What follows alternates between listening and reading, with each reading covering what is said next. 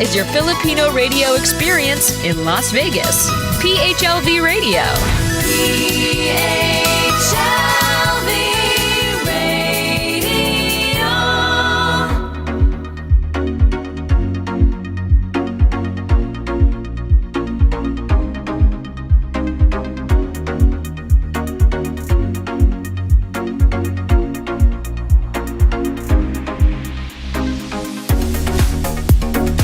Live from New York City, this is Get Real on PHLV Radio. Ayan! Good afternoon, everybody! Broadcasting live here in Los Angeles, California. Nalito tuloy ako kung Las Vegas or New York. But just to say, magandang hapon po. And of course, good morning dyan sa Philippines. I hope you guys are doing well. It's another Tuesday of Get Real at napakagandang discussion namin. This time, wala kaming guest pero batuhan ng ideas, opinions, and experiences with my co-host. Of course, let's welcome on the show, Sherlene. Hi, Sherlene. Hello, Cici Lalabs at kay Derek Johan dyan. Welcome and good evening po dito sa Illinois. Sama tayo, LA, New York. Good afternoon, Las Vegas, and good morning, Philippines. Hello sa inyo lahat. Ayan, bati-bati muna ikaw dyan. Meron ka bang mga babatiin? How was your week? Or shall I say, how is the month of April starting for you? Hindi ka ba na April Fools? Hindi naman, muntik na. Buti na lang. Umiwas tayo dyan. Oo, sabi nga. Ano ng April mo? Okay naman. April has just started. Yesterday was my dad's birthday. Kung nasan man siya ngayon. Happy birthday. Kung nasan man siya ngayon, I know he's looking after me and the entire family kasi he passed away. So, if he was alive, he could have been 55 years old. So maagang namaalam ang aking dad. And I was a daddy's girl. So medyo I was emotional flying back from New York to LA because I so missed him. So ayan. Aww. At hindi rin ako nagbasa ng Facebook ng April 1 kasi iniwasan ko yung mga April Fool's Day post and messages ng mga friends. Ikaw, how's April doing for you? Oh, it's been great so far. Sana mag-warm up na ng tuluyan. It gets cold and warm here, so medyo nagkakasakit but fighting it. Oo. And I would like to shout out, of course, to Miss Ophelia Rivera and Carlo Victor, who's currently in the Philippines. Palagi yun nanonood. Suki yun ng Get Real TV. Wow. And of course, Feli and everybody at lahat ng mga kaibigan natin. And shout out sa aking mother and father-in-law who's currently in Jensen. Hello, Mama and Papa. Ayan. And syempre, sa lahat ng mga regular viewers ng Get Real TV. So, Sherlene, and nandiyan no. Hi Shilan. Hello babe. Nandiyan ang ating mga ever supportive na mga allies. Shirley, may tanong ako sa iyo. Ilang taon ka na? Kailangan ba i-reveal? Magpo-43 na ako this May. Magpo-43 ka na. Mm-hmm. Uy, oo. May ka ba? May 4th.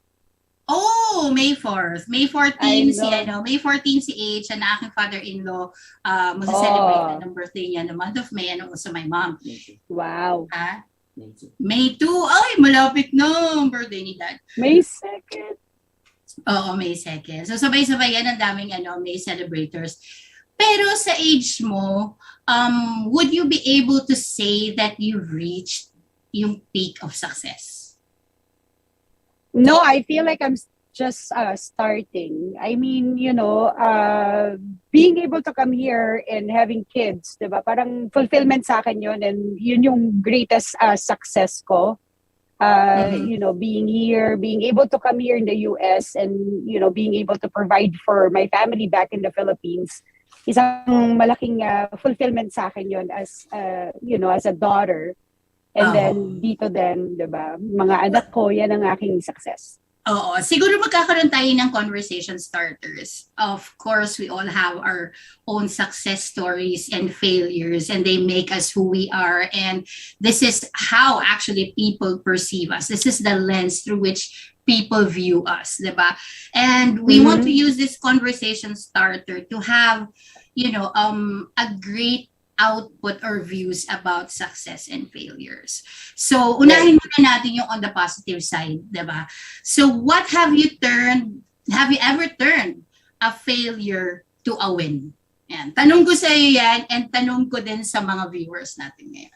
At itatanong ko din pabalik sa iyo. Oo, syempre. In, sa failure siguro, one of my failures was, not being able to finish my studies. Mm-hmm. And, now that you get older, nare-realize mo, sana natapos mo pala, no? Sana, you could have had a better life. Right. Doing so if you had finished studies. Mm-hmm. So yun yung failure ko, but then I turned it into success siguro or to a win because even though undergraduate ako ng business management, Opo. Nai-ano ko rin siya sa unang job ko dito and I almost became a manager, to be honest. So parang naging win din sa akin yun in sense that even though hindi ko siya natapos, nagamit ko siya dito sa US because I have a little knowledge of, what I studied about. And like I said, I managed a retail store. Yun ang first job ko dito sa US back then. So and I think that's how did you actually turn that in? Kasi di ba, not being able to finish school would not allow you to land in a job that you really like. So if you ever did finish school, what have you might become? Ano yung dapat na magiging career path mo nun? Well, gusto ko talaga maging entrepreneur. Okay. Like maybe business, open up a business, a small business and stuff like that. But then, lack of money in the Philippines, we were poor, so kailangan kong iset aside yung pagsa-study ko to come here and be able to help the family. Right. So yeah. So you turned that in. Ang hirap ba ng competition when you were applying for a job dito sa United States, considering your credentials? Mahirap ba? Or it was made easy for you? Back in the days, that was 20-something years ago, no? I tried it out. I was on minimum wage. I took that and that was job like minimum wage is like how much per hour? It was $6 back then. Wow. Per hour. $6 per hour. And you work 8 to 10 hours. Yeah, because of, yung urge ko to be able to help my family right away when I came here. I took the job. And as I... parang the first job that you want to land in.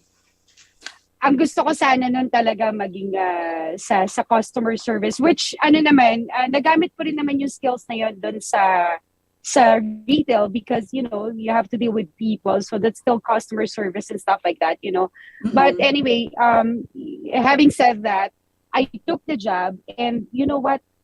Ang maganda lang dito sa US is that they look at your what you're capable of doing, what you could offer, skills. Not only kung ano yung natapos mo degree-wise, but, they saw na very diligent ako. I took the job well. I get things done and stuff like that. Hanggang umangat-angat ako ng konti, naging department head. From being in the department head, I became one of the auditors. I take care of deposits and stuff like that for a big company, It was feeling Max then. Sarap ng feeling. Sarap ng feeling if from the ranks, you rise from the ranks and Para sa akin, if and you that's ask, because of skills. Diba? Yun ang skills. pinakamagandang fulfillment sa akin is because they saw yung skills ko, being able to tackle the job or get things done. Ikaw Magandang umaga, Jingle Bell. Hi, hello! Sa aking best friend. Belated happy birthday, Jingle Bell. Happy birthday. And okay, ako naman kung tatanungin mo, up until now, I've always, considered failure as a mom kasi I've always been working outside. outside the country at hindi ako nagkaroon ng pagkakataon to spend a lot of time, molding my children. But how did I turn that into a success right now, what I call now?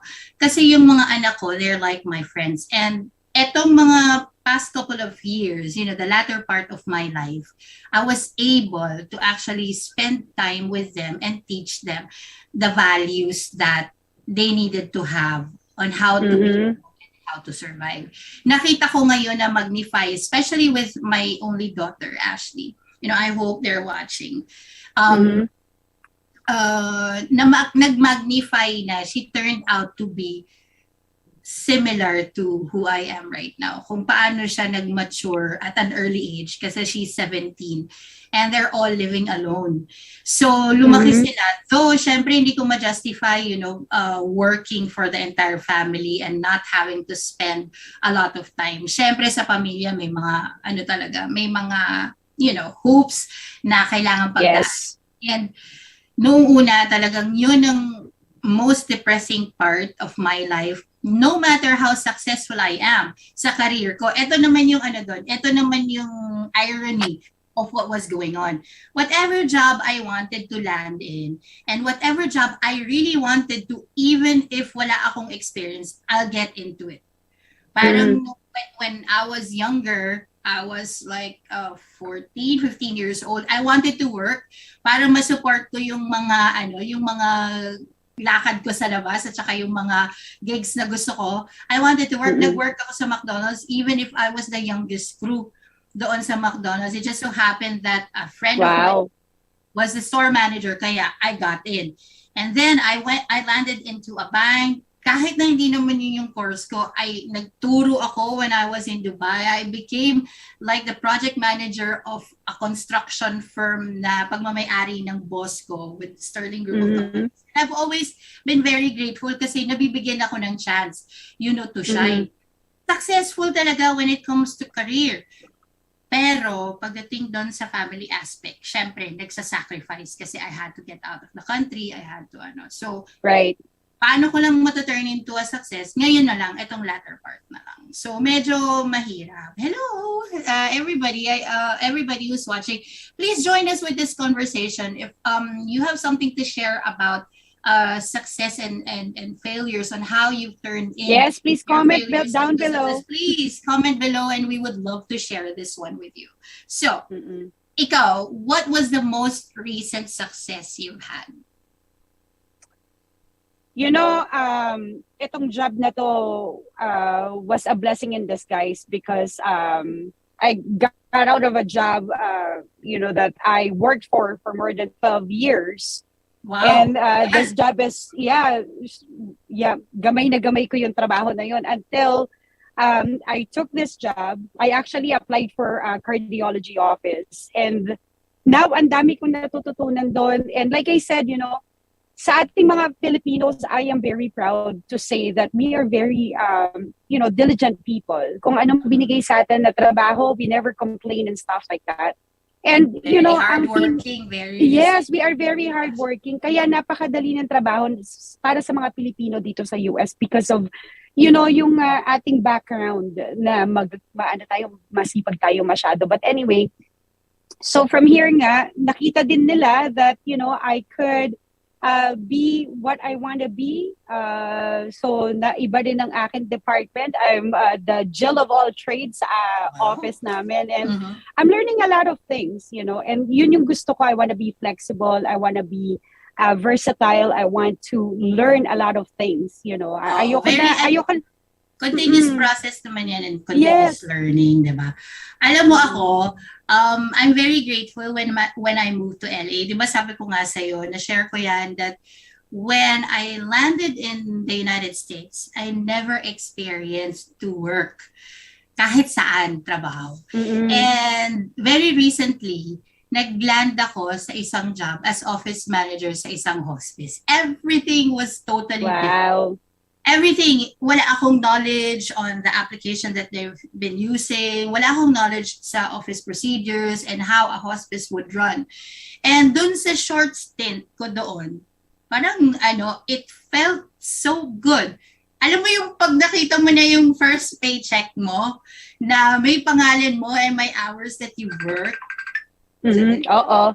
May tumatawag. May tumatawag, nawawala ako.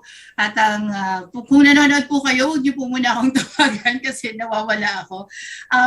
So yung first paycheck ko na natanggap, it wasn't the amount that was written on the check. It was the feeling that you've earned your first paycheck and you know that you've done all you can na natutunan mo in a short span of time.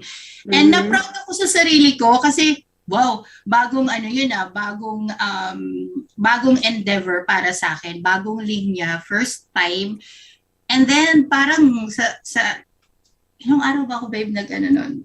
Mga 5 days, mga 5 araw, isang linggo, sabihin natin, na nag-work ako, parang nalaman ko agad yung pasikot-sikot ng hospice operations.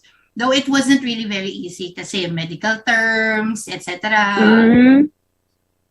But yun yung masasabi kong most recent success. And of course, yung mga ginagawa natin sa Janvi Music na nakapag-release kami ng ilang artists whose single is now, being heard. Yung latest nga is with all over Emmanuel. iTunes, Yes. Amazon. Na hindi ko siya na-imagine na magagawa ko dati. And then, ito, iniintay namin. H&I had recently finished yung first ground activity ni H sa West Covina na nakapag-concert na siya. Parang nung nakikita ko, wow. Sabi ko, napakahaba nung thread na alam ko magiging successful kami if we join forces. So, and of course, yung mga ginagawa natin, Get Real. Pero yung most recent, talagang ako doon parang flying colors ako doon sa na yun. So when you and say, also, if I may add in, ibang field siya. Also, you learn to be more compassionate, diba, towards other people. Being in the hospice takes a lot. It takes a lot of energy. See these people, die. Diba? But ang kasi ng hospice is, to make them feel comfortable, although they are dying.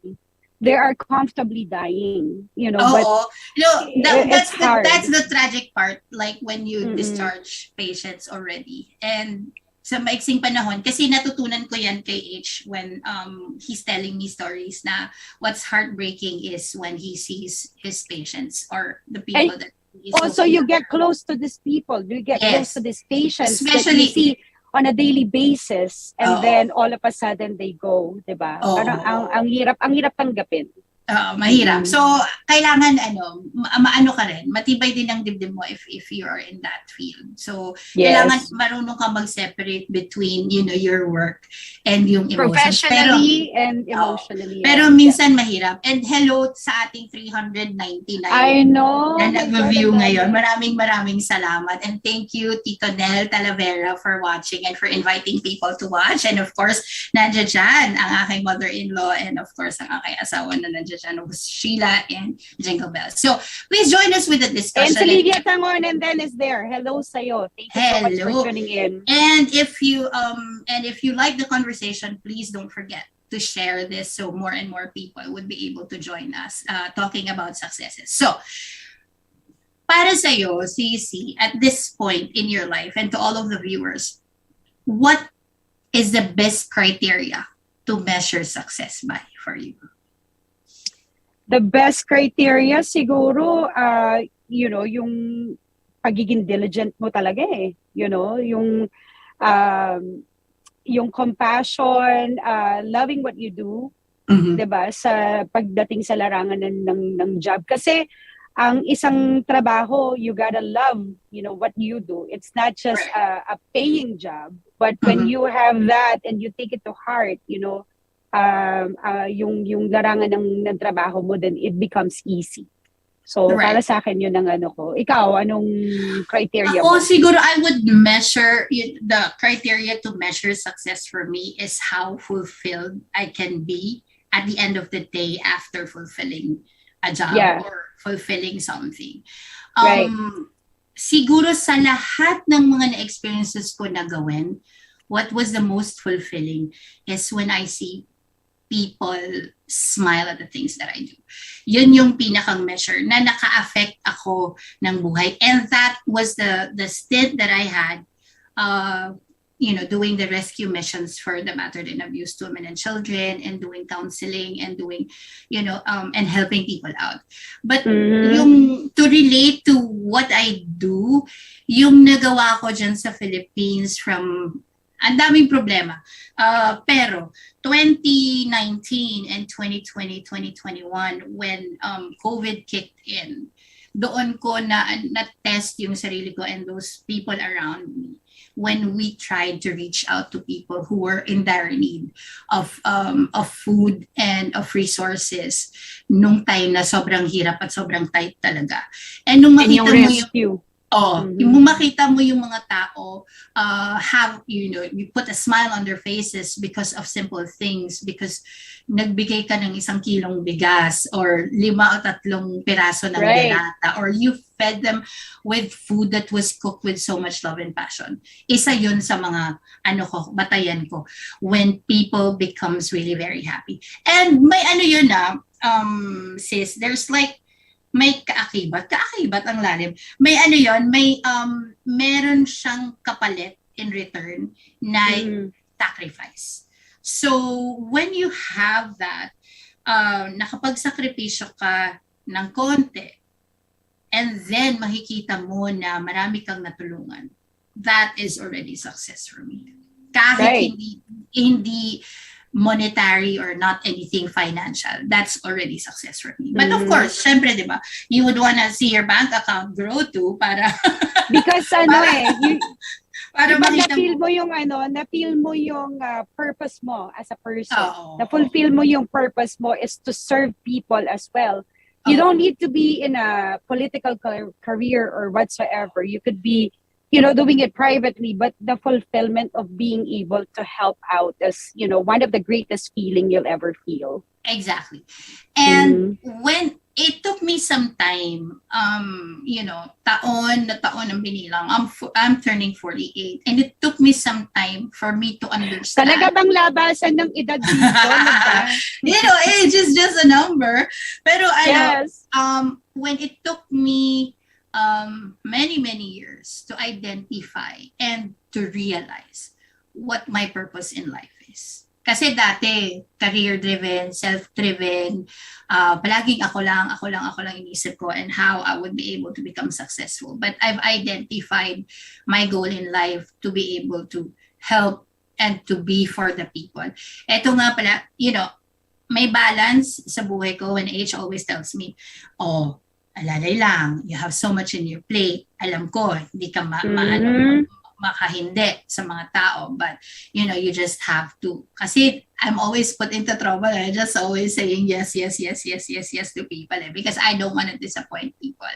But to the extent na may mga nasa-sacrifice. But it's a learning curve, and every day you cannot help everyone, but you do as much as you can in a little ways that you can, diba? Oo. So, yung next ko sa'yo is, what is the next big success you are working towards?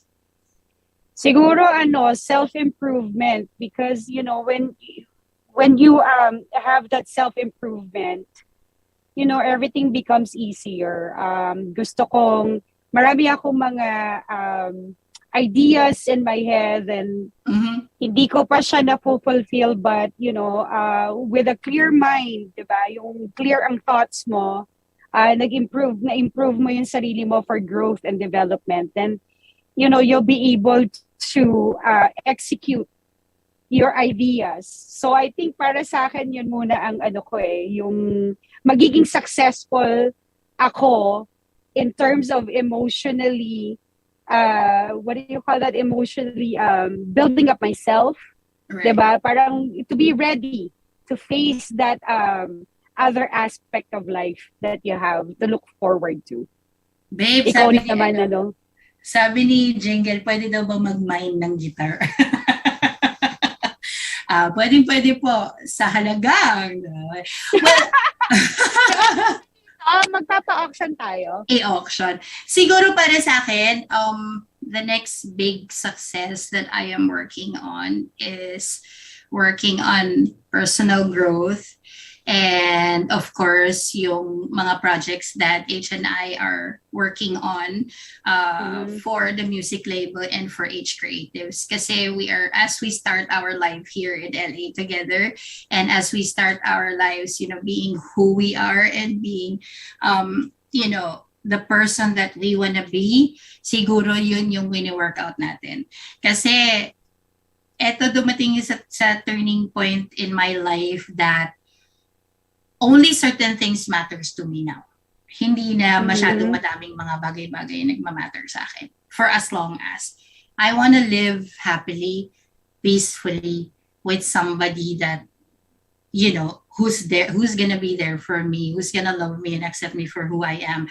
And for the long haul and for the rest of your life. Exactly. For a lifetime. Yung parang pagtanda mo, di ba? Hindi ka... Kahit maputi. Exactly. And no matter what the situation is, pero na-realize ko yan ngayon na hindi pala madali magsimula ng buhay. Kasi everything that I've been through, it was given to me on a silver platter since nung bata ako. I cannot say that I had a challenging job, a challenging life. I must say that I always had a comfortable life. And when you go through something in the process and you decide that I want to be who I am and this, and then nagsimula ka at nakita mo yung battles and yung flight of na stairs na aakyatin mo to reach the top or the peak of success. Ang sarap ng feeling. As in, ang sarap ng feeling. So, at hello muna sa ating 512 viewers dyan. Welcome po sa inyo. Happy viewing. Thank you guys for coming. Maraming salamat po. And as we move along, siguro, I wanna, this question, what are some failures you've had in your professional life? Ikaw nga mauna dyan, Sisi. Wala akong maiisip na failures that I really am proud of. Kasi siguro professional life? Professional life? Right. Professional life. Siguro hindi naman kasi ako nag-lose ng job so I can't really say. But that's a hard question. Siguro ako ka? Meron. Sa pagiging chef. Bakit? Why is it a failure? Hindi ko kasi, okay. There's something in me na gusto kong ma-experience ang lahat-lahat ng bagay when it comes to professional or career, di ba? Career life. Mahilig akong magluto, yes. Do I have the skill set to become a really great chef? Yes. Pero, do I have actually the patience to have the entire package as a chef? Wala. Kasi, na-try ko yan when I was doing pastries and cakes. Hindi ko talaga siya magawa. Hindi ko talaga siya magawa kasi exact science ang pagiging pastry. Yes, it's so precise ang measurements and all. Hindi ko maano. Kasi sa pagiging mo lang na chef, okay lang luto, taste and parang pag sa musika, 'di ba, tenga ang pinagana. Ito is yung palate. Yeah, meron ako niyan. Pero yung patience parang wala. Slowly nag-decline yung interest ko on being a chef. But yung first love ko talaga, which is advertising, events and marketing, still remains. Yun yata yung ng failure ko. At pala nung naging teacher ako. Naging teacher ako sa Middle East. Siguro isa 'yun kasi hindi ko siya nagampanan ng tama. Ang ginawa ko kasi sa mga estudyante ko, sila pinagbasa ko ng lesson. Tapos You weren't meant to be a teacher then. No. I just wanted the job kasi at that time, that was the only job available. Sa interview, okay, magaling eh. Pero pagka when you're on it na, parang hindi yata. So, yeah.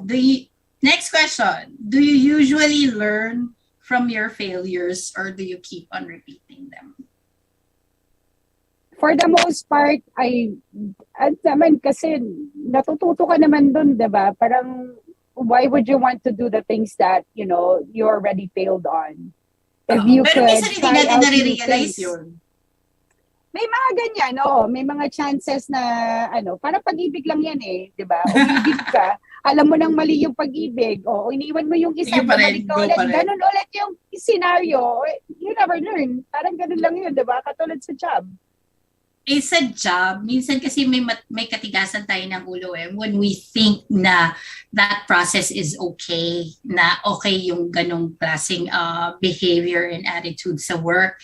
When we think, minsan kasi, it doesn't get in our heads pa muna until such time na parang isa siyang malamig na tubig na bubuhos na lang sa'yo and then eventually maano ka. Pero siguro sa hello Tito Nel Talavera, maraming salamat po. Bumabati ako sa Big Boss ng ATC and Channel 31 who's always been very Hello supportive. po. Maraming salamat for always being there.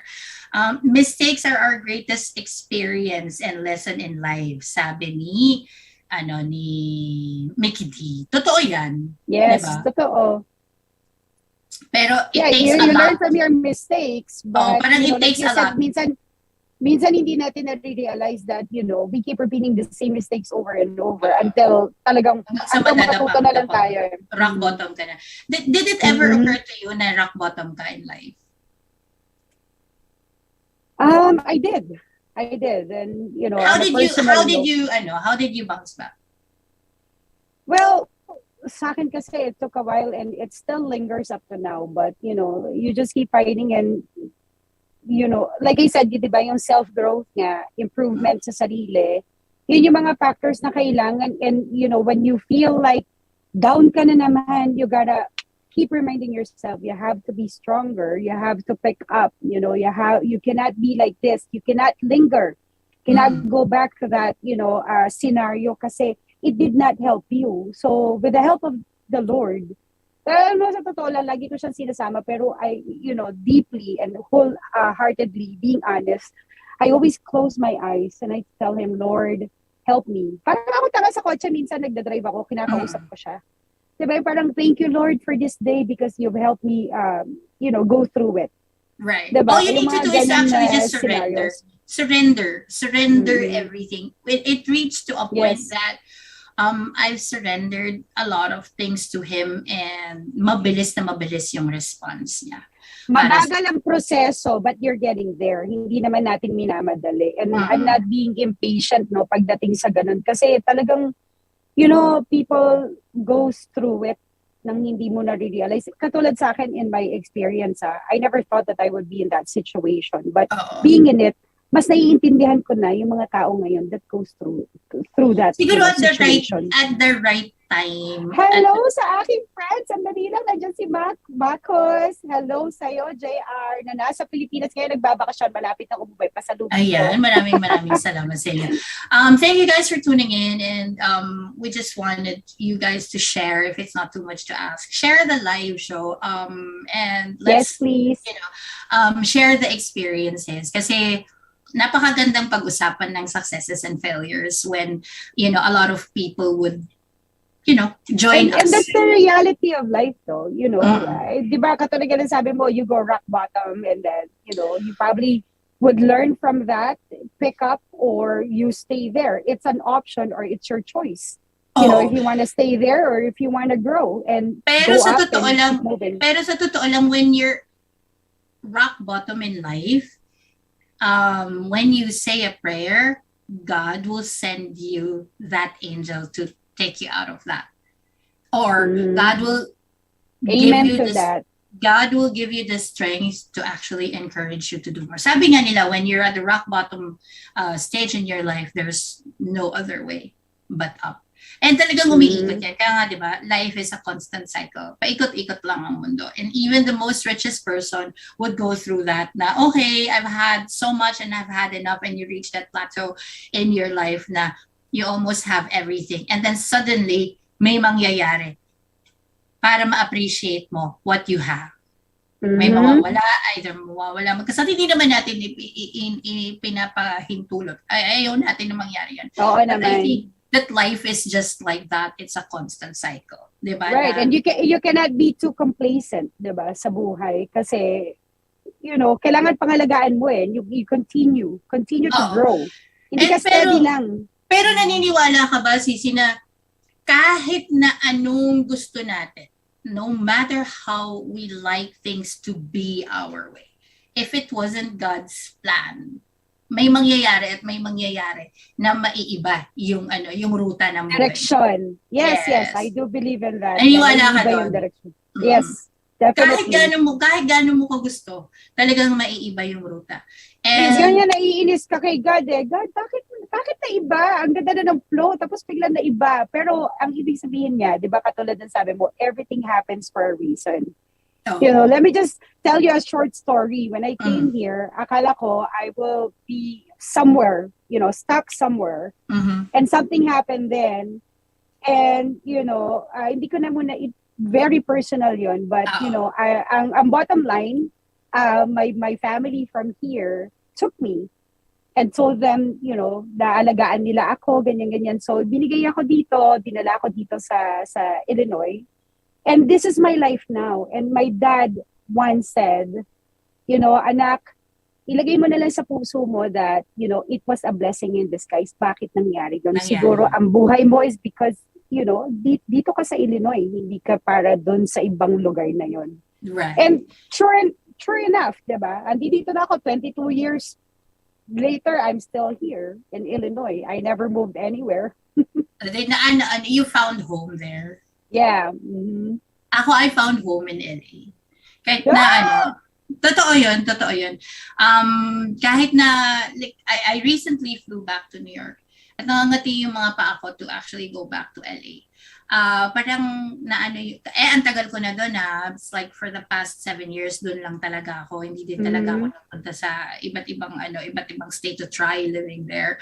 And parang pagbalik ko, parang I found home and it felt like home. 'Di ba? So, meron talagang gano'n. Belongingness. Oo, merong belongingness kahit nagsisimula pa lang ako dito. Parang okay, I felt more at peace here. Parang I felt more siguro dahil nandito si AJ. Isa rin factor 'yun. Diba? Oo, siguro. Parang So anyway, moving forward, last question na natin. Who is the most successful person you know of? And how about the most successful person you know personally? Sige nga. Sa personal, siguro I'd say my great uncle who lives here. Hindi siya successful na milyonaryo or whatever. It's not about that. He came from a big family. And, they were poor then. He studied, and became a doctor. He moved here dito sa Illinois. And I'm very proud, na I am somehow related to him. Because you know what? It makes me proud to hear from people, from his patients, how good of a doctor he is, how compassionate he is. He's not into, what he could gain professionally or monetary from being a doctor, but it's the oath that he took as a doctor to take care of patient is what matters to him most. And if I may say, my uncle recently had cancer. He fought it. Everyone, including his patients, were praying for him, and they don't want him to go anywhere. They want him to stay. And my uncle now is in remission. Thank God, di ba, through prayers ng mga taong nagmamahal sa kanya, mga pasyente niya, he came back. He's doing well, he's on remission, and he continues to be a doctor at the moment, taking care of his patients when he could have retired and take care of himself. But no, he wanted to offer the rest of his life taking care of his patients as much as he can. And that's what makes me proud, Ganda. to be, a relative, and he took care of me. Ayun. I'm Being like a doctor daughter to is, him. is more of a passion more than a profession. Kasi Yes. it's out there saving lives and helping people. But Yes. pagka nagtatanong, 'di ba, normally when people ask you who is the most successful person you know of, palagi tayong tumitingin within our own family circle. Ako din just the same, hindi na din ako lalayo. I always look at yung great-great-grandfather ko and then yung grandfather ko. So if people are watching, of Jorge Bucobo, who happened to be the dean of UP, diba? Kung saan ako nagtapos, buti na lang Bucobo yung apelyido ko, kung hindi ako matatanggap. He's been very successful politically in his career, no? Pero yung real success story na which I so admire was the story of both my grandmother and my grandfather sa paternal side. Kinukwento ko nga kay H one time kung ano yung pinagdaanan nila when they were in the province na my grandmother was a teacher and my granddad was at that time was a law student. So, nagtatrabaho si Lola while they're building their families. Naglalakad ng milya-milya, kilometro, papunta sa eskwelahan para mapag-aral niya si Lolo. And then, eventually, Lolo was at the time in Manila working. Nung time na yon as a bagger sa supermarket. And then habang nag-aaral siya sa law school sa gabi. And apparently one of the greatest senators that time told him na pagka nakatapos ka na ng pag-aaral mo, pagka nakapasa ka na and you become a lawyer, you call me. And that's what he actually did. And he became really very successful in his field, being a lawyer, being in the bureau o sa BIR of Internal Revenue at that time. And I've always looked up to them because they were really great people.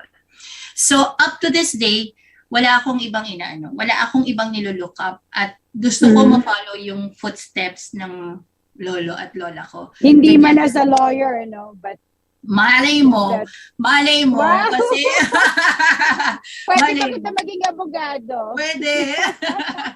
But just the same, those successes and failures are what makes a person na mabuo siya ang kanyang pagkatao. Yes. So, napakaganda ng discussion natin today. I know. Napaka-inspiring. At saka ang buhay ng tao, marami tayong challenges. Di ba? Marami tayong pagdadaanan. Hindi palaging masaya. Hindi, but at the end of the day, di ba parang dapat we should be grateful for the things that we have and, perceive. Di ba? Yes. Kailangan lang naman na you just have to work hard and, you work hard and it will pay off, diba, eventually. So, and, yung nasabi mo kanina, yung self-improvement and let us take the time to sit and analyze and do self-assessment. Kasi hindi karaniwang ginagawa ng mga tao and they feel that they're okay and their lives are okay and they'll be just okay. Recently, I just did that self-assessment, values change siguro in phases as you move along and what you really wanted to do in your life. And no matter what you do in life, the bottom line is the peace, the happiness, and the love that you have for yourself and for the other people surrounding you. Dati kasi maka-people person talaga ako, Sherlene. I would think about what other people will think of me and what other people would perceive of me in the beginning. Yes. And I ended up pleasing everybody, which drove me really crazy. Kasi you and me both. We're in the same boat. That's how I was before. And ang life ko somehow parang naging nadiktahan. Ano bang sasabihin ng mga tao if I do this? Like you said, 'di ba? Everyone would commit or would make mistakes. and it becomes a failure because, you had made a mistake and failed to fulfill that. Right. Pero kasi, because of that mentality, natatakot ka na baka may masabi sa yung ibang tao. That is so wrong. Doon kasi pumapasok ang judging people, Yes. this and let's not be a hypocrite. We didn't like to be judged, di ba? Parang people pleaser kasi tayo and gusto natin nako-compliment tayo, maraming nasasabi na maganda at hindi yung may nasasabi na pangit sa'yo. And, what I learned from that is that, you gotta do what makes you happy as long as you're not harming anyone. And it is for your self-improvement. And in return, kahit na anong sabihin sa'yo ng ibang tao, may it be negative or positive, things are gonna be in order kasi ikaw ang magdedesisyon sa buhay mo, ikaw ang gagawa ng kung ano yung nararapat para sa buhay mo, hindi ibang tao dahil hindi naman sila ang dapat nagpapalakad ng buhay mo. Andiyan si God to help us, diba? As a guide, to help us fulfill or be successful. At lahat naman ng bagay ay gamble. Sugal ang bawat bagay na ginagawa natin sa buhay natin. Kahit ano pa yan, professionally, love life, career, whatever it is, it's a gamble. And you will never know kung yun ba ay magsasucceed ka if you won't try. If you want that's what I learned in life. Yeah. Well, siguro para sa akin, let us analyze who are the most vital and most important people in our lives, and that's how we would start, making them happy. Kasi dito muna sa loob. We are always caught up, pleasing everybody from the outside. Na may nagsasacrifice naman sa loob ng buhay natin. The time, the energy, and everything na inaano natin, na ginugugol natin or that we spend, pleasing everybody. But first, sabi nga nila, we can't give love unless we love ourselves and we take care of ourselves with self-love and self-care. And happiness comes from within. Never forget ang hirap din kasi ang happiness that's another discussion, 'di ba? Siguro next okay. Is how do you measure happiness naman? Ito naman is success and failure. So when we've already identified that, siguro next episode. But just the same, let us satisfy ourselves, not being selfish, but there is nothing wrong in loving ourselves and caring for ourselves. And in turn, it will eventually transcend that we be able to love other people and share to other people what we have in life. Yes. Life and minsan kasi kailangan mo rin maging selfish. Not to an extent na parang nagiging selfish ka na ayaw mo tumulong sa kapwa mo. Hindi. It's because, di ba, dun kasi nagpo-fall ang self-improvement eh. How do you improve yourself if, you're focusing on other things, on other people's happiness? Kailangan mo na, i-focus mo muna yung sarili mo mentally para mag-grow ka and to be a better person. That's at least what I believe in. But with what had happened in my life, I've always been grateful for all the failures that I've encountered, the people who I've met along the way. And at this point in my life, I know who I can turn to sa kahit na anong phase ng buhay ko. And nais kong magpasalamat sa lahat ng mga tao who had been part of that journey and that growth.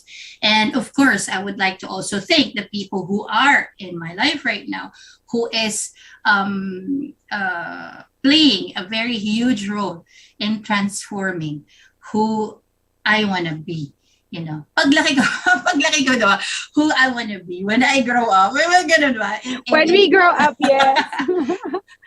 I who would have thought na nandito ka sa medical field, that I'm enjoying it. Kasi it's very fulfilling to be able to serve, especially the elderlies. And seeing them, smile at you and being happy to what you could offer to them. Diba, napakalaking bagay nun. And, being able to help them make it through is the biggest success. Correct. And with that, syempre, ang lahat ng mga tao, paulit-ulit nating pasasalamatan. And right now, at this point, na 2022, and I'm turning 48 in the next couple of months right now. Hindi mapapatid ang pagpapasalamat ko, of course, sa family ko, my children, my current family right now, ang pamilya ng Angeles for giving me all the love, mama and papa, and of course H, at ang mga kids ko, my aunt, my cousins, Ate Jing, who's always been there, very supportive. But in my career, for the longest time, I've always been grateful, of course, to Get Real, PHLV Radio, and of course, Channel 1 Global, at of course, Channel 31. At sa lahat ng tao na naging part ng John B Music dream, 'di ba? Maraming salamat. And of course, ang dami nila. Sa aking mga aking mga friends who had been there since day one. Paano pinanganak ako na hindi ako binitawan. And of course, thank you, Sherlene. Get Real is Get Real is a lot more beautiful with you, and of course, ang hirap pa, hindi na ako sanay mag-host mag-isa. Nung nawala ka, nung episode ako, nahirapan. Sorry. So, I'll give the floor to you naman para ikaw naman magpasalamat. Well, ako first of all, marami ding salamat sa mga tao na hindi bumibitaw, kumakapit lang at nandiyan para, maging parte ng buhay ko at na-appreciate ko kayong lahat, including you, Sisi Lalabs. Alam ko na matagal tayong medyo, spacing muna tayo kasi may mga issues tayo na di ba? May mga kanya-kanya tayo mga tinatahak na career dito. And anyway, pero maraming salamat sa lahat mga nagsusuporta, sa mga taong nandyan pa rin. Kahit anong mangyari, naging parte ng buhay ko and all. And sa aking family na hindi ako binibitawan kahit na may topak ako, kahit consistent lang naman. But they're always there, diba? We all have that. And salamat sa mga taong nagstay. Yun Sisi Lalab. Sa mga taong nagstay at hindi ka iniwan kahit na ano pang pinagdadaanan diba, mo. Sabi nga nila, people will come and go in your life, but not everyone are meant to stay. So, those also, who stayed, yun yung kailangan nating i-value. Doon mo nga nilalaman. Kasi di ba minsan may mga tao na, tayo, as in ako mismo, sometimes I do not have the time, to be around, but hindi yun ibig sabihin that I don't remember you guys or I don't think about them. I don't value them. I do. It's just sometimes meron tayong mga bagay na pinagdadaanan sa buhay natin na ayaw na lang natin na mapasali sila dahil ayaw natin sila ma-burden. Siyempre, maraming salamat. And may nag-post lang dito. Monjit Gogol, please subscribe this YouTube channel. I request all of you. Yes, please don't forget. And of course, maraming salamat. Oh, please don't forget to catch us. Don't forget to actually download PHLV Radio in your app if you have iPhone or if you're using Android. It's available on the Google App Store. Please check out yung mga daily streamings of really good music. And it's available on Spotify, iTunes, iMusic, Amazon Fire, YouTube, and of course on Facebook. Favorite ko na social media platform, Facebook. I know, right? Ako din. Yes, and if you like, please don't forget to like and share, of course, our discussion tonight, and of course tomorrow, next week will be another good discussion. Tignan natin kung sino ang mag-guest natin. It's gonna be a surprise. I know, sana meron. Yes, shout out again to everybody who's watching in the Philippines. Mama Lydia, Angeles, and of course, si Papa Eduardo. Hindi ko alam kung sino ang mga nandito ng mga kakilala ko, pero hello po and thank you for Jingle Bell. I very much appreciate you guys. And of course, na si Jingle Bell. H is there, has always been there, very supportive of me sa lahat ng aking mga ginagawa. And of course, shout out to Beyond Image, isa sa mga nagpapaganda sa akin ngayon dito sa LA. Maraming salamat at sana makita na soon ang aking transformation. At salamat sa nag-brush ng hair ni Sisi Lalo. Ang ganda-ganda niya ngayon. Salamat. Oo. And I hope, we've shared something really nice and really good for us to take for the the whole week. Please don't forget to catch a lot of shows on PHLV Radio. Don't forget daily broadcasting live from Las Vegas. Napakarami pong mga shows na nating matututunan. And shout out to Tita Josie Harrison and Divine. And of course, si Direk Hello, Johan. Ma'am Josie. Yes, Derek Johan, thank you for Maraming patient with salamat. us. And to all of you who tuned in, 516 viewers since we opened the show up until the last minute. Maraming salamat. God bless you, everyone. It has been a very beautiful week for all of us. Please don't forget to live, laugh, and love. This is Jeanette with Sherlene on PHLV Radio for Get Real TV. Good night.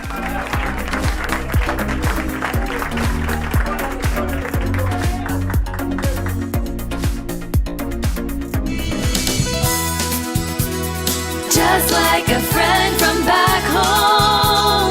This is your Filipino radio experience in Las Vegas. PHLV Radio. PHLV.